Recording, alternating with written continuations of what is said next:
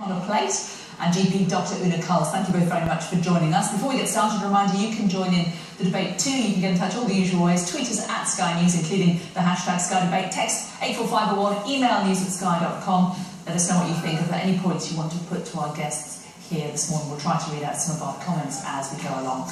Dr. Una Culls, GP, let's talk to you first. We are responsible for what we put into our mouths, aren't we? Why should it be up to the state to pick up the pieces if we decide to overeat? The state should now get involved because 25% of our population is obese and they're at risk of type 2 diabetes and cancer and even early death. This is aggravated by the food industry who are dumping large quantities of sugar in drinks and food. The state should now put a tax on sugar because the NHS is paying the price for obesity, that's $9 billion a year, and for type 2 diabetes at $15 billion a year. So nice to offer. Oh, sorry. Well, let's bring in Rob Lyons there. Rob, so you heard the scale of the problem. It's out of control. We clearly don't have enough personal responsibility to take responsibility for our own bodies. The state has to do something.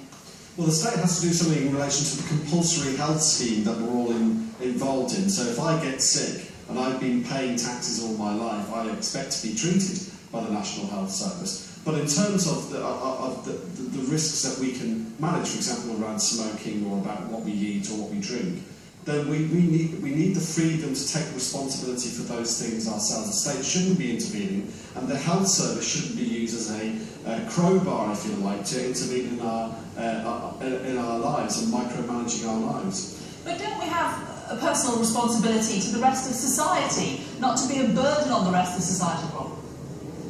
Well, there's this myth that goes around that people who are obese or people who smoke actually cost the health service billions of pounds, and actually that's not really true. If you look at the overall picture in terms of state expenditure on people who die early, therefore don't require pensions, don't require social care, and actually end up saving the state money as compared to people who actually do all the right things and live a healthy lifestyle. Obviously, that's a pretty miserable way of looking at these things. But the idea that we should we have some moral reason to do these things because we're costing other people money just isn't true. But also, I think it's really it seems to be contradictory to the whole notion of the National Health Service, which is supposed to be about treating the sick, not ruling the lives of the living. It's a controversial point, isn't it, Dr. Una Culls, that those who make themselves sick and die early actually cost us less in the long run? I don't think parents want to outlive their children. And in Wales, it's been announced that 23% of children under the age of 11 are obese. The acid test as a parent to see whether your child is addicted to sugar is put a glass of water in front of them and see if they can drink that glass of water. If they can't, their taste buds have been altered and they're addicted to sugar. The state should do something about this. But why should the rest of us bear the cost in taxes, Dr. Culls, for people who simply need to eat less?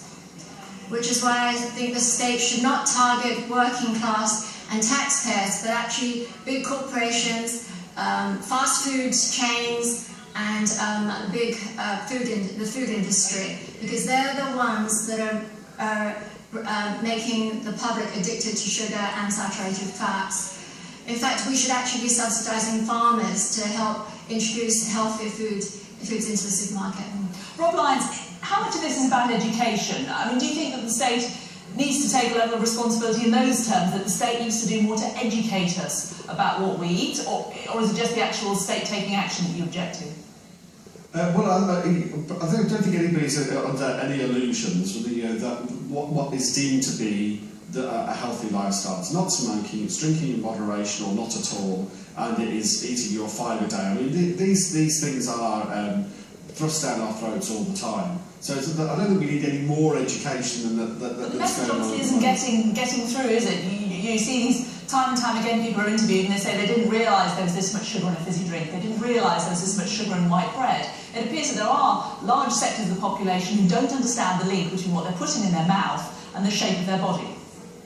Well, you have to take. Here's a good example of taking responsibility for yourself. You should take some responsibility for what you're putting in your mouth. And if you're concerned, for example, about sugar, you're aware that sugar might be a problem, then you should also be aware of, look on the side of the packet. It's there clearly written, how much sugar is in these things. I certainly don't think that what we need is taxation on goods, partly because I think it's the state making our choices for us, and partly because these things fall on working class people and poorer people disproportionately. These are regressive taxes on things that poorer people tend to enjoy more than richer people. Dr. Una Carls, a final thought from you. As a GP, what do you prefer? Would you prefer to see a patient have something like a gastric band, have invasive surgery, or would you prefer for them to take action to change their own lives, to alter what they eat, to take up an exercise regime? The NHS can't afford to provide 2 million people with this £6,000 operation. If you do the sums, that's £12 billion of NHS cost, and that's going to deprive other patients of cancer operations. It's going to cause a huge backlog. I would much rather see that people look to exercise. Just walking out your front door to the post office is exercise, and that costs nothing. And also just to look at your diet and to cut out sugary drinks and to look at the labels of food and what you're actually putting in your mouth. Okay, Dr. Una Carls and Rob Lyons, thank you both very much. And don't forget that we want to hear much more from you. Keep your tweets